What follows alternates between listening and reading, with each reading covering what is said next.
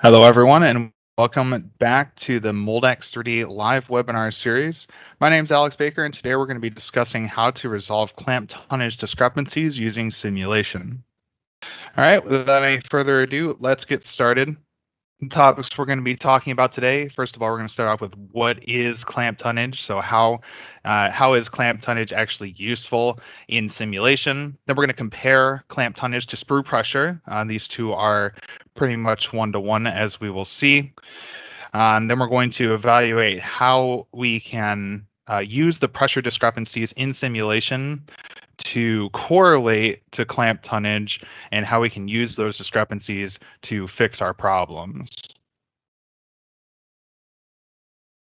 All right, so let's get started. What is clamp tonnage? So clamp tonnage in general is the amount of force exerted by the clamping system onto the mold. So you have a clamping system that is outside of the platens, or in some cases they're tied directly to the platens, and those platens exert some sort of force onto the mold to keep it shut during the injection molding process, or pretty much any type of molding process out there. In simulation, the clamping force is derived from the sprue pressure. The pressure in general is a force distributed over an area, which can be given by a very simple equation, pressure equals force over area. And then finally, through the filling stage, the trend of the force will typically match the trend of the pressure, and we'll see that in a couple of slides here.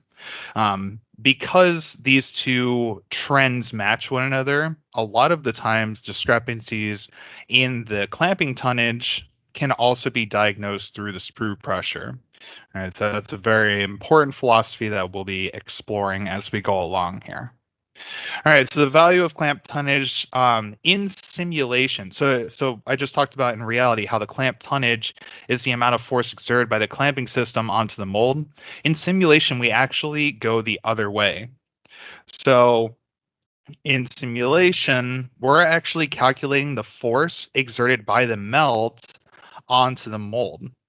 And what that means is the clamping system then needs to exert that amount of force to keep the mold closed and to avoid flash.